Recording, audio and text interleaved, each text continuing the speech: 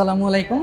আমি doctor Mohammad Ashiq Firoz, intern চিকিৎসক, Rajshahi medical college dental unit.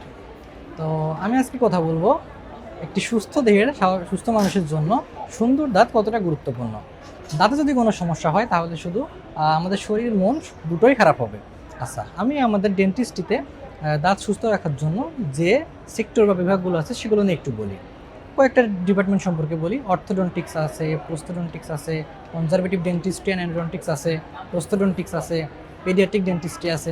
তো প্রত্যেকটা ডিপার্টমেন্টই আমাদের এক একটা বিষয়কে খুব ভালোভাবে পর্যবেক্ষণ করে এবং রোগীদের চিকিৎসা সেবা দিয়ে থাকে।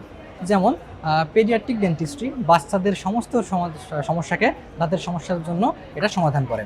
কনজারভেটিভ ডেন্টিস্ট্রি দাঁত রাখার জন্য, ওরাল অ্যান্ড ম্যাক্সিলোফেশিয়াল সার্জারি দাঁত ফেলে দেওয়ার জন্য, দাঁতে কোনো সমস্যা হলে বা কোনো ওরাল আলসার, ওরাল ক্যান্সার, এগুলো ট্রিটমেন্টের জন্য। প্রোস্থোডন্টিক্স কারোর দাঁত নাই, টুথ মিসিং, সেটাকে আমরা কি পুনরায় রাখার জন্য এটা। আচ্ছা, এখন আমরা বলি কীভাবে আমরা কারোর দাঁত যদি আঁকা বাঁকা থাকে তাহলে সেক্ষেত্রে অর্থোডন্টিক ট্রিটমেন্ট নিয়ে এসে দাঁতগুলা সোজা করতে পারে, তার স্মাইলটা আরও সুন্দর করতে পারে। এই তো আমাদের ডেন্টিস্ট্রির অনেকগুলো ব্রাঞ্চ, প্রত্যেকটা ব্রাঞ্চেই আমরা কাজ করি স্মাইল ডিজাইন নিয়ে। মানুষের একটা সুন্দর হাসির জন্য আমরা সব কিছু করতে পারি। এবার আমরা বলি আমাদের কিভাবে করলে আমাদের মুখের ওরাল হাইজিনটা ঠিক থাকবে এবং আমরা সুস্থ থাকতে পারবো। আমাদের প্রতিদিন অন্তত 2বার ব্রাশ করতে হবে। একটা হচ্ছে সকালে, যেটা অবশ্যই খাওয়ার পরে, এবং রাতে অবশ্যই ঘুমানোর আগে। পাশাপাশি আমরা অবশ্যই একটা মাউথ ওয়াশ ইউজ করতে পারি আমাদের ওরাল হাইজিনটা মেনটেন করার জন্য। এটা অবশ্যই 7 থেকে 10 দিন ব্যবহার করব। বেশি দিন ইউজ করলে আমাদের ওরাল ফ্লোরাগুলো মারা যেতে পারে, আমাদের ক্যান্ডিডিয়াসিস হতে পারে।